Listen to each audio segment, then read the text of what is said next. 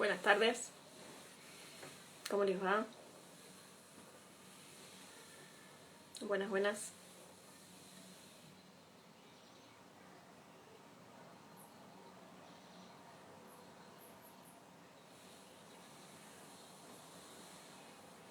Buenas, ¿cómo les va?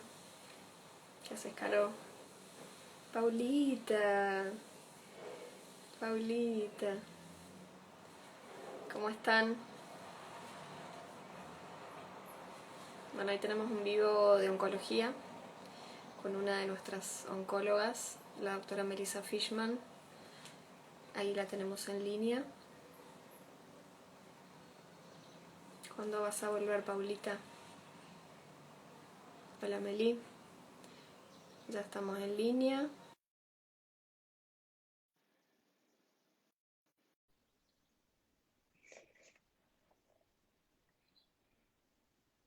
Buenas, buenas. Hola, ¿qué tal? ¿Cómo estás, Meli? ¿Cómo estás? Bien, ¿qué tal? ¿Cómo estás vos? Muy bien, muy bien. Se escucha Bueno, bárbaro. Se me escucha alegro. perfecto, se ve bárbaro. Bien, ¿Cómo estás? bueno, hola a todos. Bueno, vamos Bien, todo esperando un bien. poquito que la gente se sume Ah, y empezamos con un montón de preguntas. Un par te las hice y bueno, veremos hasta dónde llegamos. Todas las preguntas que vayan queriendo hacer en el vivo las intercalamos como veamos que sigue el hilo dale, de sí, la está bien. charla. Bueno, Meli, un placer Dale, tenerte bárbaro. acá. Para los que no No, te conocen, te presento. La doctora Melissa Fishman es médica especialista en medicina interna y en oncología clínica. Es nuestra mastóloga del equipo y es un enorme placer tenerte acá y poder conversar un montón de, no, de para mí, temas la verdad que que, está bárbaro. sí, sí, decime, decime. No, un placer para mí, está bárbaro toda esta serie de charlas que están dando para poder también eh, sacar dudas, preguntar, consultar, me parece que está muy bueno, así que un placer. Bueno, Meli, la principal duda es, que yo creo que tenemos muchos, es cuándo te derivan a un oncólogo. Bueno, en general el paciente al oncólogo llega con el diagnóstico. Diferente, por ejemplo, cuando yo me dedico a la clínica, que es donde uno tiene que estar investigando, buscando, encontrando, quizás, bueno, ustedes también con los estudios. En general, el paciente al oncólogo ya llega con un diagnóstico. En el caso de mama que estamos hablando, con la punción hecha y la biopsia. Por ahí no la cirugía, o sea, no parte del tratamiento, pero sí con la biopsia. Hay casos en que consultan porque tienen dudas de que por ahí les dicen de esperar, seguir controlando, esperando para ir el mastólogo le dice de hacer un control, o a veces puede ser porque hay antecedentes familiares, que creo que después lo vamos a hablar un poquito, pero la mayor parte de la gente ya llega con al menos una biopsia hecha. Y muchas veces ya con la cirugía porque los vio el mastólogo y después los opera y después los deriva. Bien, ¿y por qué es tan importante que apenas una paciente recibe un diagnóstico de cáncer de mama, visite a un oncólogo? Es importante porque para definir el tratamiento a seguir, sobre todo, porque hoy día va cambiando mucho los tratamientos y cada vez más, no, no en todos los casos, pero muchos se utiliza lo que se llama la neoadyuvancia, que es un tratamiento previo a la cirugía. A mí depende, nos pasa un poco, depende de dónde vengan derivados, muchas veces vienen con la cirugía hecha y a veces hubiese sido bueno quizás empezar con tratamiento, por ejemplo, de quimioterapia para después hacer la cirugía, otras no. Pero está bueno como hacer un enfoque multidisciplinario y quizás entre todos definir el tratamiento a seguir. Si primero cirugía, si primero quimio, en los casos que corresponda, por supuesto. Si vale la pena hacer otra resonancia, si de mama, no solo la mamo y la eco, si por ahí tiene antecedentes y hay que evaluar si no hay que sacar las dos mamas, entonces evitar otra cirugía. Bueno, a veces está bueno este enfoque multidisciplinario y sobre todo esto de que muchas veces ya estamos usando lo que son tratamientos previos a la cirugía. Bien, les saludo a mi amigo, mi querido amigo Jorge Rabinovich, que ya lo agarramos para hacer un vivo, creo que la semana que viene habíamos quedado, me parece. Es un divino, divino. Bueno, perdón, me fui. ¿En qué, o sea, vos estás hablando de tratamientos como adecuados a cada paciente, ¿no? Como si cada paciente tuviese un tratamiento un poco a su medida. Sí, es que hoy día, la verdad que hace unos años es como que uno le da cáncer de mama como si fuese una sola enfermedad. Bueno, y con los conocimientos que había, un poco, no es que fuera así, pero los tratamientos eran más parecidos todos. Hoy día, digamos, cada vez más, ya, digamos, el cáncer de mama no es uno solo, hay muchos cánceres diferentes y según, digamos, la biología del tumor y según digamos, si está solo en la mama, si se fue a la axila, si no, digamos, cada situación es diferente. Entonces, cada vez más se trata de hacer lo que es la terapia individualizada. Esto pasa mucho, de que a veces te dicen, pero en la sala de espera habló con otra paciente que tenía cáncer de mama y a ella le dicen una cosa y a mí otra, porque cada una es diferente, digamos. Ya cada vez más está más estudiado desde lo biológico, cada tumor es diferente, hay tumores, digamos, se busca lo que son los receptores hormonales, otro receptor que es el HER2, todo eso va a determinar un tratamiento y además también el tamaño del tumor, si compromete la axila, bueno, obviamente si fue a otros órganos, que esa es otra situación. Entonces cada vez más el cáncer de mama está más individualizado y ya se sabe que no es una sola enfermedad, sino que son muchas, ¿no? Muchas Bueno, eso que diferentes. decís es clave, eso que decís es clave, y lo escuchamos muchísimo esto de a mi prima le hicieron cirugía y rayos y esta médica me está indicando otro tratamiento y yo voy a hacer una segunda consulta porque no me parece que esté en lo correcto, ¿no? Lo escucho Tal mucho cual. eso, pero bueno, antes estaba muy estandarizado, un tratamiento para todas las pacientes y ahora se empieza a individualizar. Y esto que vos dijiste de la biología del tumor. O sea, ¿qué significa la biología del tumor y qué tipos de cánceres existen? Y ahí te respondo, volviendo a lo que decías, muchas veces pasa esto, que no siempre va a quimioterapia. Yo hablé de quimio como un ejemplo, pero muchas veces es como decir, cirugía de rayos, hormonoterapia, y no todas las pacientes van a quimio, eso es importante. Lo que es la biología del tumor, nosotros es fundamental, hoy no se puede tratar ningún cáncer de mama si no sabemos tres cosas mínimas, que es lo que nosotros llamamos inmunohistoquímica, que es los receptores hormonales, el de estrógeno y el de progesterona, y otro receptor que se llama HER2. Son tres tipos de receptores que están en las células de los tumores. Entonces, en base a eso, si son positivos, negativos, o cuán positivos, sobre todo los receptores hormonales, el tratamiento que uno va a definir, porque vamos a hacer el tratamiento dirigido a ese HER2 o dirigido a esos receptores hormonales o no, según sean positivos o no, o sea, según el tumor lo exprese o no lo exprese. Entonces, eso nos va a caracterizar tumores con receptores hormonales, por ejemplo, positivos, HER2 negativo, lo que llaman los triple negativos, que son las tres cosas negativas, o lo que son los triple positivos, que son los receptores hormonales positivos, HER2 positivo. O también el cuarto que me quedó es receptores hormonales negativos y HER2 positivo, pero en base a cómo dan todas estas cosas, estos receptores, uno define el tratamiento a realizar. Y ahí también definimos si lo hacemos antes de la cirugía, después, antes y después. Entonces, digamos, no todos los tumores son lo mismo. Por eso también nos pasa a nosotros que te dicen, un pariente tiene cáncer de mama, le dijeron esto, está bien, y me faltan un montón de datos como para decirte si está bien o no está bien lo que le están indicando, ¿no? Bien.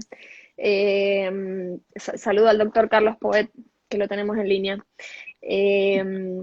Es importante esto que vos decís de la inmunohistoquímica del tumor. Y te quiero hacer una pregunta personal sobre qué pensás al respecto. Cualquier paciente que se hizo una biopsia, que recibió el diagnóstico de cáncer de mama, ¿tendría que tener un estudio de inmunohistoquímica? Sí, todos. No podemos tratar un cáncer de mama si no tenemos la inmunohistoquímica. No se puede. Por esto que te digo, si nosotros tenemos que hacer terapias que si es, por ejemplo, se expresa el HER2 en el tumor, tenemos que ir contra ese HER2. Si no se expresa, no, porque no le va a dar ningún beneficio. Si se expresan los receptores hormonales, sí o sí tendremos que hacer hormonoterapia porque estamos yendo contra esos receptores hormonales que está expresando el tumor. En cambio, si no los expresa, no tiene sentido. Y si no expresa nada, vamos a hacer quimio. Si los expresa, puede que hagamos quimio o puede que la paciente no necesite la quimio. Entonces sí es muy importante para poder definir el tratamiento y darle el tratamiento correcto e individualizado. También va a depender de otros factores como es el tamaño del tumor o si la axila, que son los ganglios, son positivos o no. Bueno, como decía antes, en caso de que haya ido a otras partes del cuerpo, que son metástasis, ya cambia, digamos, también puede cambiar el tratamiento y el objetivo, ¿no? Ya no sería curarse, pero sí tratar de una enfermedad crónica, y siempre vamos a ir a apuntar a esas cosas.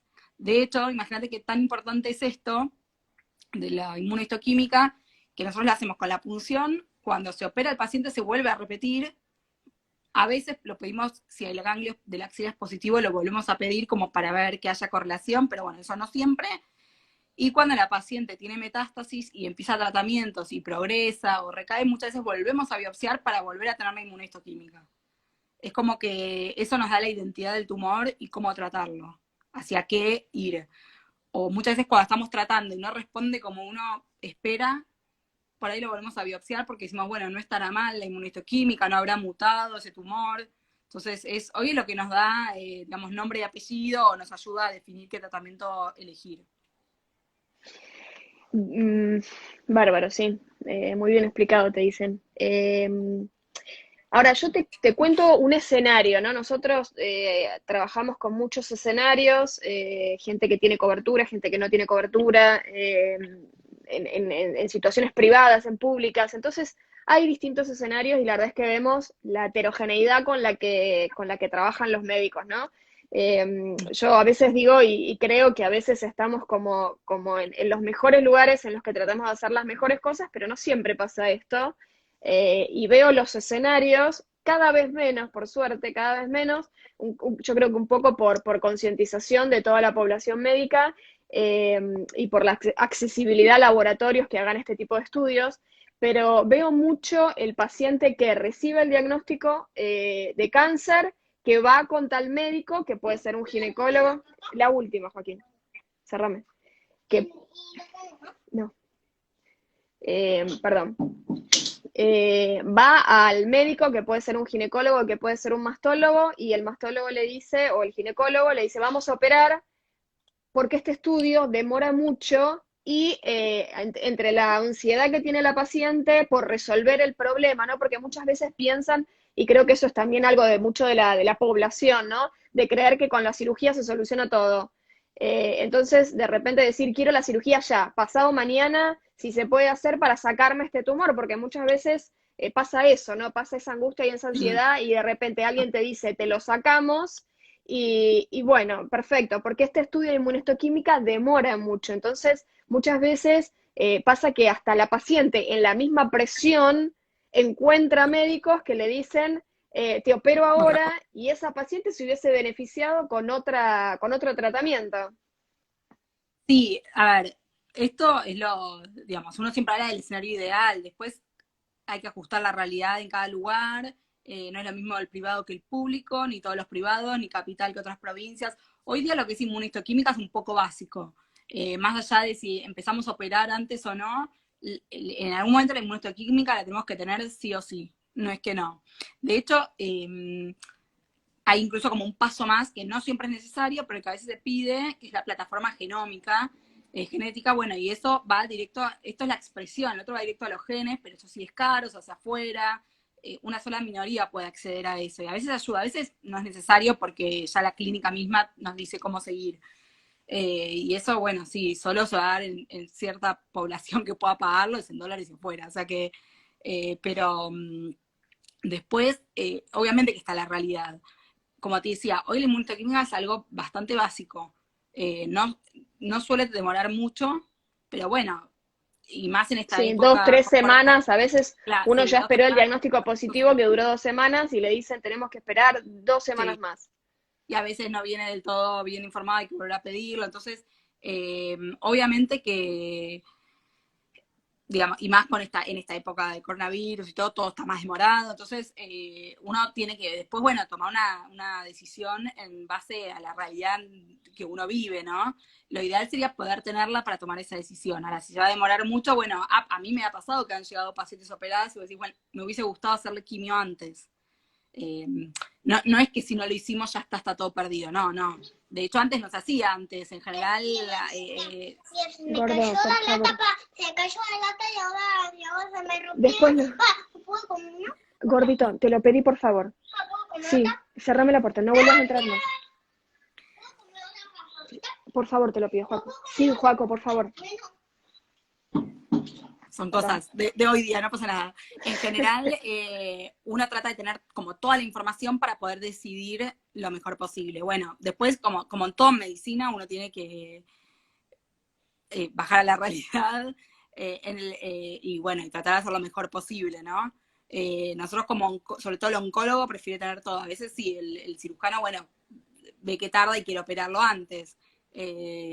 No quiero dividir aguas, ¿no? Pero me refiero a que, bueno, su objetivo es la cirugía. Entonces, pero bueno, es como te digo, hay que evaluar riesgo-beneficio. Si uno pudiera, sería ideal tener todo para tomar decisiones.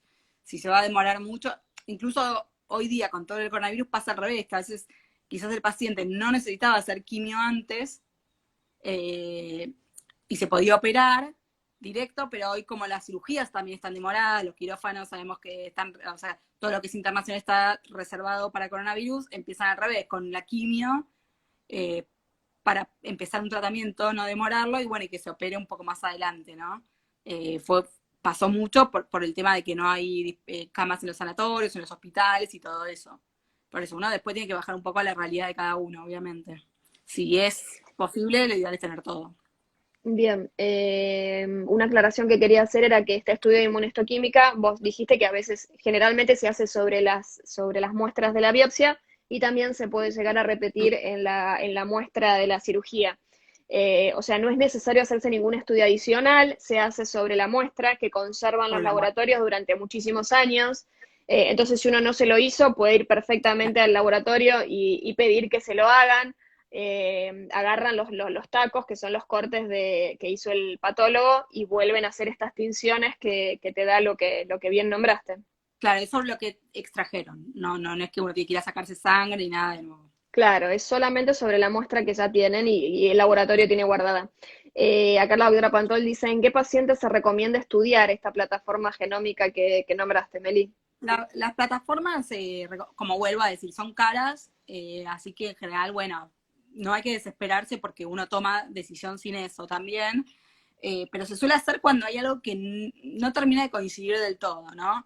Los tumores, por ejemplo, como nombraba antes, que expresan receptores hormonales y no expresan el HER2, suelen ser receptores de comportamiento más benigno, cuando son muy altos este número de receptores, de comportamiento menos agresivo. También tenemos un cuarta cosa que pedimos, que se llama Ki67, y eso no es un receptor, sino que habla de cuánto está proliferando el tumor. Entonces, cuando algo de todo no nos termina de cerrar y uno cuando, digamos, da para un tumor más agresivo, hacemos quimio, cuando no hacemos solo hormona. Entonces, cuando no nos termina de cerrar del todo, a veces uno lo pide, y lo que nos informa esto es el riesgo de recaída de esa paciente, o sea, el riesgo de que esto en algún momento vuelva. Son riesgos, obviamente, ¿no? Entonces nos informa el riesgo de que vuelva. Si el riesgo de que esto vuelva es bajo, uno hace solo hormonoterapia. Si nos informa un riesgo de que esto vuelva muy alto, hacemos quimio. Entonces, pero como te digo, si no nos basamos en el resultado de esta inmunohistoquímica, y entre los 4 valores que nos dan, lo resolvemos. A veces es para decir, bueno, trato de evitarle la quimio a una paciente, quizás. Pero son casos muy puntuales donde uno realmente, si esto me ayudaría realmente, son casos muy puntuales, ¿no? Tiene que ver también con el tamaño, con que la axila no esté comprometida. Una cosa, la axila es el primer lugar donde va el tumor. El tumor, cuando se va de la mama, al primer lugar que va es lo que se llama el ganglio centinela, que es como la primera estación.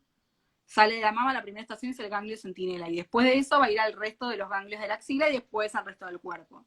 Entonces, cuando lo que nosotros estudiamos es primero ese ganglio centinela, si eso da negativo, como no paró en la primera estación, no va a ir a las siguientes estaciones, por así decirlo. Entonces, cuando Perfecto. hablamos de la axila comprometida o positiva, hablamos de eso. Sabemos que si eso es negativo, no va a ir al resto del organismo. Entonces, bueno, son pocos los casos donde uno realmente lo necesitaría o ayudaría. Tiene que ver con todo también, que no esté comprometida la axila, que sea un tumor chico y todo eso. Meli, ¿qué significa tener un carcinoma in situ o tener un carcinoma invasor? Eso tiene que ver, bueno, con que atraviese cierta membrana. Cuando es in situ está solo ahí y no se fue de donde se fue, por así decirlo, del conducto o el lobulillo donde se formó. Entonces no hay riesgo de que eso vaya a otro lado. Ni siquiera este ganglio centinela que recién comentaba. No es necesario ni estudiarlo.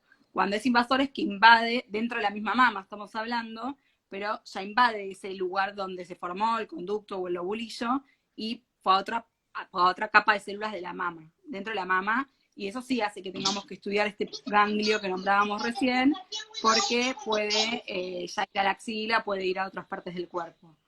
El in situ es como, podemos Está decir, bien. como es pre-maligno, ¿no?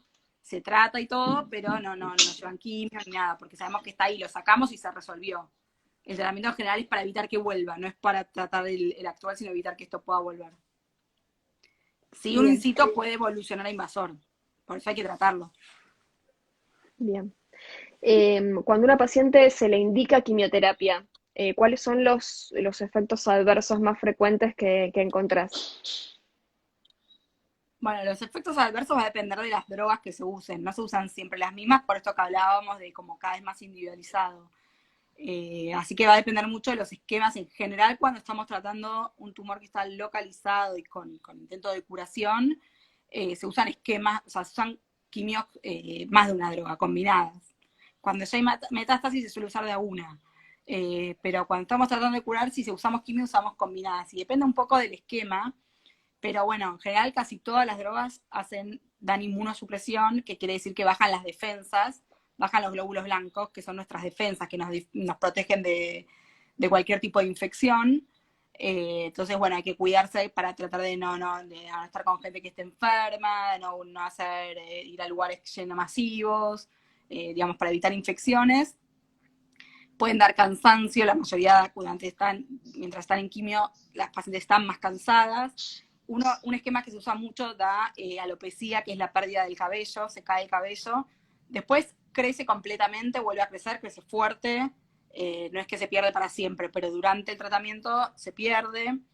Hay una de las drogas que ahí vi que preguntaban algo que puede alterar las uñas, hace que se puedan caer. Algunas dan lo que llaman neurotoxicidad periférica, que es las pacientes pueden, al acumularse, digamos, la droga, o sea, ir recibiendo, no en la primera aplicación, pero las diferentes aplicaciones, puede dar como un cosquilleo o hormigueo en la punta de las manos o los pies, como una electricidad. Algunas tenemos que ir controlando el corazón. Los que son anti-HER2, que no son quimioterapia, son drogas dirigidas o target, son, digamos, biológicos. Hay que ir controlando el corazón, pueden dar diarrea, casi todas también pueden dar diarrea, vómitos. Para lo que es vómitos tenemos pastillas para evitarlo y las pacientes no suelen sufrir. O sea, no tenemos que pensar típico de película de que la paciente que está haciendo quimio está tirada en la cama o abraza al inodoro vomitando, porque no es así. Hoy día los esquemas que tienen mucha posibilidad de dar vómitos, nosotros la tratamos de antemano en forma preventiva y los pacientes no tienen vómitos, bueno, salvo alguna excepción, pero hay más cosas para ir dando. Y un poco de cansancio sí se da, pero en general es al segundo o tercer día y después resuelve. No es que están tampoco todo el tratamiento tirado, ¿no? Así que todo va a depender del esquema bueno, yo también tuve visitas acá. Ahora te Así toca que a vos. todo depende. Son los gajes del otro oficio. Así que Ah, todo acá depende los del tengo esquema que sobornados. Acá los tengo yo saco la porra, sobornados pero con bueno, papas fritas. sí, lo mismo, pero ya las Qué terminaron. mala madre. Claro, ya las Así terminaron. que, bueno, depende un poco de Es, los esquemas. Yo nombré las de las diferentes. Y todo esto que acabo de decir no es todo para un esquema, ¿no? Nombré de las drogas que más sí, sí, usamos, sí. las diferentes. Bien. Yo creo que a la mayoría de las pacientes que están por recibir quimioterapia les preocupa esta pérdida de cabello, ¿no? Creo que es lo más aterrador para todas las mujeres. Sí. ¿Conoces algo que pueda frenarlo o que pueda disminuirlo? O qué opinión te merecen estos cascos fríos que están muy de moda? Claro, ahora iba a eso. En general el cabello depende de la droga, pero como decía, hay un esquema que se usa mucho que hace que se caiga todo el cabello y a todas, lo que decimos que es universal, digamos, la alopecia. Pero como aclaré antes, después vuelve a crecer. Cuando dejan de recibir la droga, vuelve a crecer y crece fuerte. A veces cambia, si tenía lacio crece con rulos, puede crecer más canoso, pero crece, digamos. Eh, y ahora está como estos cascos, ¿no? Los cascos, a ver, no van a prevenir que se caiga el cabello. No tengo muchos pacientes que lo usaron porque también tiene cuesta sus pesitos. no tuve buenas experiencias. Pueden servir más en pacientes jóvenes, o sea, la mujer que ya, viste, las mujeres más grandes, posmenopáusicas, que ya el cabello se les viene cayendo y todo, en general no sirve mucho. Las mujeres más jóvenes puede servir, pero tampoco con estas drogas que hacen caer tanto, sino con drogas que lo hacen caer, pero no del todo. Entonces hace que se caiga un poco menos. Pero no es que estas drogas donde la mujer queda pelada va a hacer que no se le caiga nada y que tenga el cabello de siempre. Pero es importante igual esto, porque uno lo toma como, a ver, si alguien te comenta, tengo un cáncer de mama y estoy mal, pues me va a caer el pelo, uno dice, pero me estás cargando, o sea, te puedes curar y me estás hablando del pelo. Y uno lo sabe, pero a la mujer le afecta mucho eso, porque uno se ve a espejo todas las mañanas y a la mujer le afecta mucho la caída del pelo. Si uno lo habla con la paciente, sabe que lo importante es curarse del cáncer, no es que no. Estaba hablando de pacientes, como decía, con intento de curación. Cuando son pacientes metastásicas que no la podemos curar, lo pensamos también eso, porque quizás no la vamos a curar y uno trata de darle los menores efectos adversos, pero y le explica, y obviamente en general la mayoría termina haciendo el tratamiento, no es que no, pero es algo que afecta. Entonces es importante decirle esto de que les va a volver a crecer, que es un tiempo, que... Y el casco, bueno, como te decía, con drogas no tan fuertes en ese aspecto y quizás mujeres más jóvenes puede servir algo, pero no es que tampoco es en mi experiencia al menos no es la panacea completa, ¿no? El otro día escuchaba una charla de la doctora Victoria Costanzo, del Fleming, que decía que sí, que los cascos fríos son muy caros, ¿no? Pero que hay una forma medio casera y recomendaba un video que está en YouTube que es quimioterapia con pelo. Y me lo metí a ver y es Con los una hielos mujer, de... Con claro, los que hielos agarró de... los hielos del freezer, los pack fríos, entonces pegó uno al lado del otro, uno arriba, te lo pones, le haces toda una cinta, y eso, bueno, ella obviamente que en su Son los experiencia hielos le funciona.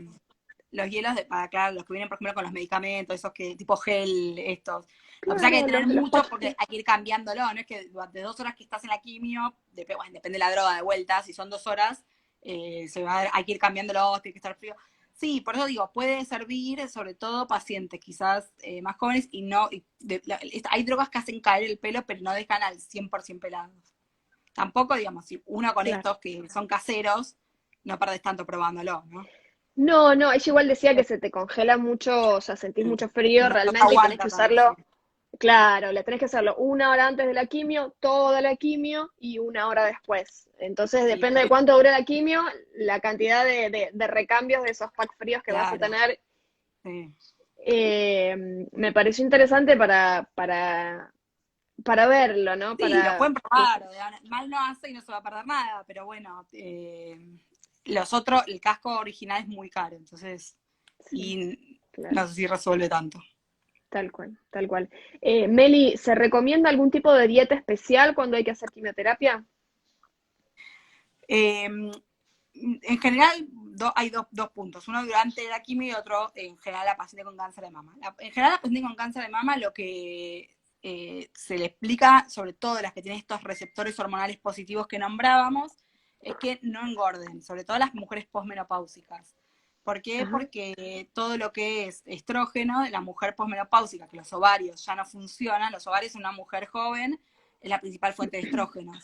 En la mujer que ya está posmenopáusica, que el ovario, digamos, no funciona, la principal fuente de estrógeno es la grasa periférica.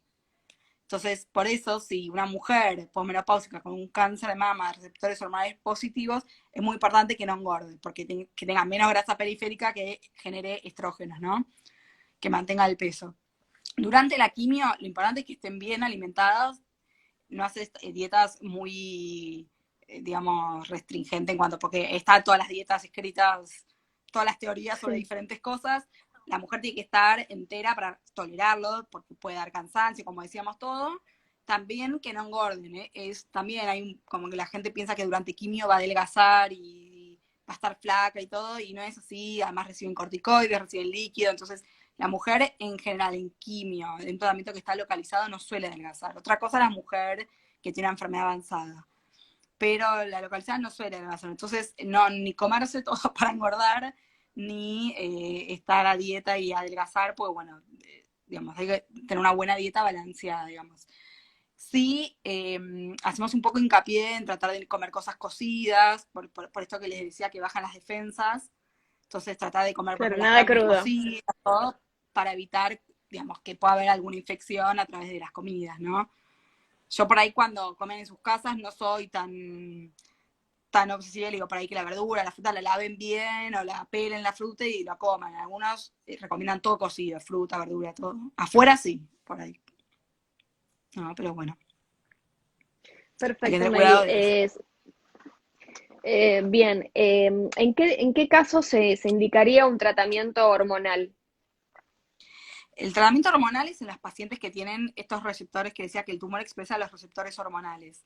Siempre que un tumor expresa receptores hormonales, hay que inhibirlos. Así que siempre va a recibir tratamiento hormonal. A veces puede ser solo eso, a veces puede que hagan primero quimio y después eso.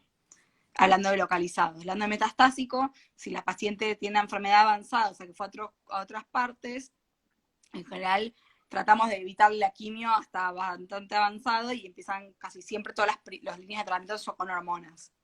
Porque se toleran mejor, el tumor responde mucho mejor que la quimio, a las hormonas, a la hormonoterapia. Muchas veces lo acompañamos de otra cosa, hormonoterapia más algo que hay muchas drogas nuevas, ¿no? Eso hablando en avanzado.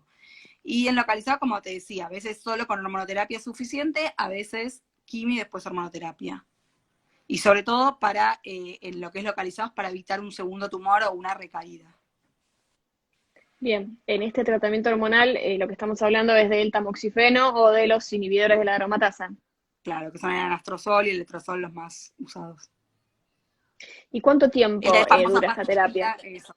Es la famosa pastillita que te dicen que tomaron 5 años, 10 años. Cada vez más se lleva 10 años. Por ahí una y después se cambia la otra, no siempre es la misma a los 10 años.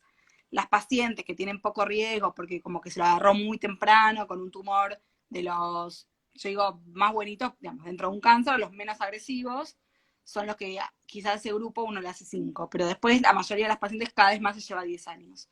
Mientras tolere y bueno, los efectos adversos no sean importantes, digamos, lo venga tolerando bien, ¿no? Pero como digo, a veces es combinación, unos años de uno, unos años de otro.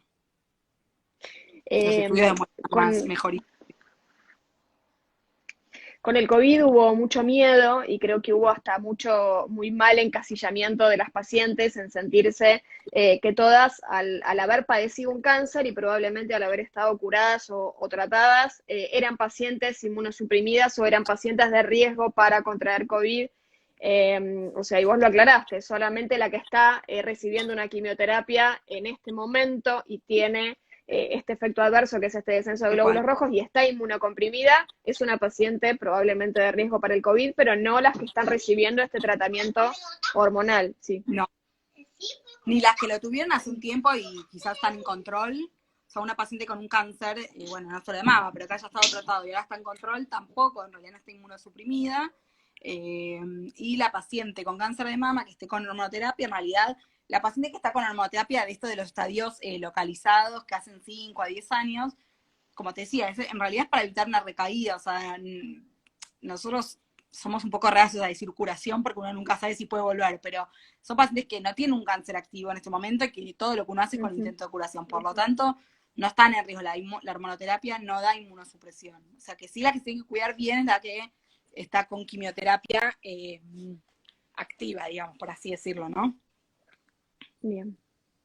¿Los efectos adversos de la quimioterapia desaparecen una vez que se dejan de recibir las drogas?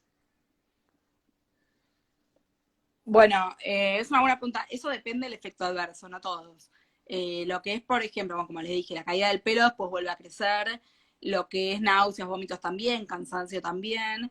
Eh, lo que es esto de la neurotoxicidad que yo les decía, que es esto del cosquilleo o hormigueo en la punta de las manos o los pies, muchas veces se recupera y otras no. Otras puede quedar algo residual. Lo que es la parte cardíaca que hay que controlar, lo mismo. A veces uno tiene que, esto sobre todo lo que es, más que la quimio, lo que son las drogas blancos contra este HER2 que les nombraba antes, uno tiene que ir siguiéndolo con ecocardio y si vemos que disminuye, hay digamos, algún trastorno, se suspenden y si recupera se vuelve y si no, no, bueno, no, pero eso también muchas veces recupera, otras no. En general, la mayoría de los efectos adversos se recuperan. Pero bueno, hay 2 o 3 que puede quedar algo, como estos 2 que nombré. Bien, hablando un poco de esto, les quería contar que mañana vamos a hacer un vivo con el doctor Serralonga, que es un especialista en fertilidad, sobre criopreservación, y en qué casos, bueno, se indica, y cómo sería todo este camino, ¿no?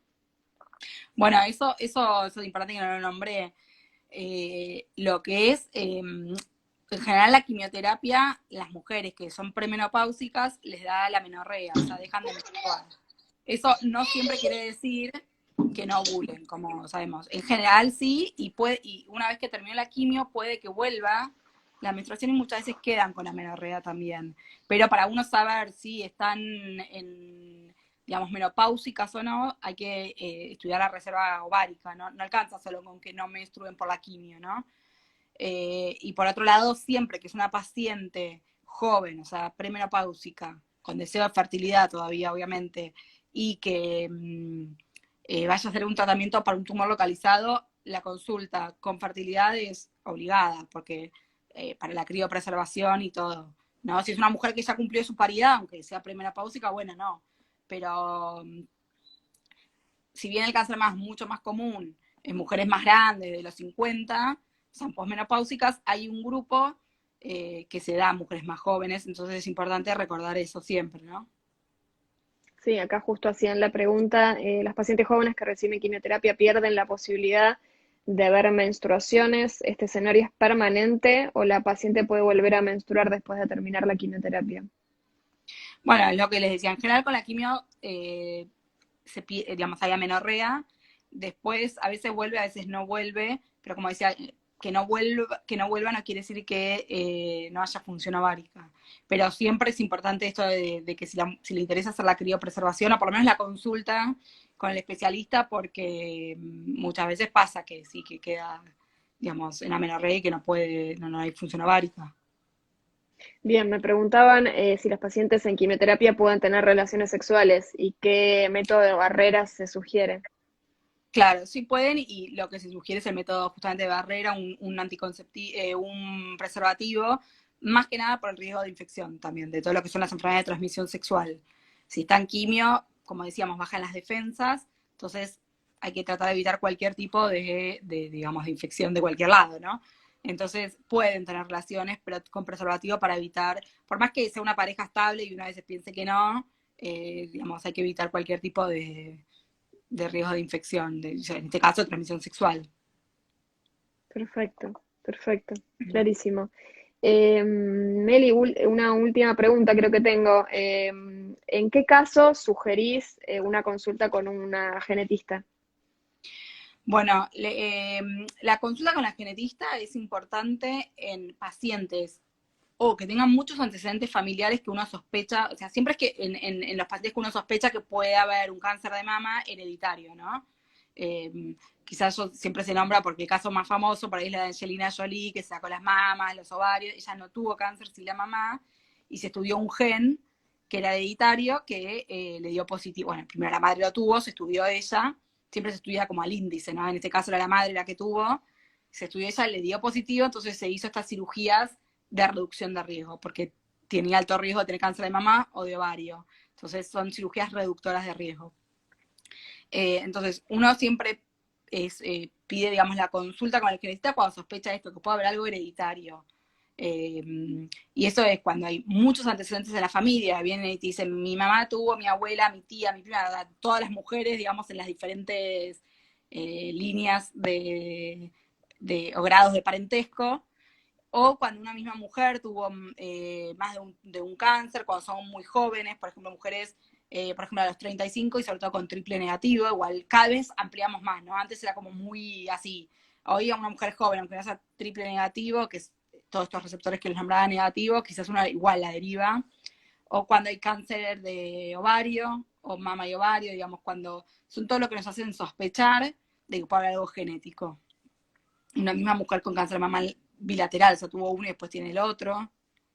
Entonces siempre, y a veces no hay, estos genes dan negativos, o sea, no hay mutación de estos genes, pero uno ve que en toda la familia hay, y bueno, algo debe haber, ¿no? Aunque no sea hereditario, no sean los genes que conocemos, será un gen que todavía no conocemos o lo que se llama familiar. Quizás no es hereditario, no es que hay un gen que se transmite a la siguiente generación, pero sí claramente hay algo familiar porque es que todos los miembros femeninos de la familia lo tienen. Perdón, y un cáncer de mama en hombre también, siempre hay que derivar al genetista. Existe el cáncer de mama en hombre. Se trata igual, pero siempre es para que lo vea el genetista, porque es mucho más raro, ¿no? Bueno, Meli, impecable, impecable. Bueno, espero haber sido un poco clara, no sé, cualquier duda a disposición. Clarísima. Muchísimas gracias. Te mando un beso grande y bueno, seguimos en contacto. Muchísimas gracias, un Bueno, placer. gracias a todos por Gracias, conectarse. gracias. Hasta luego. Hasta luego.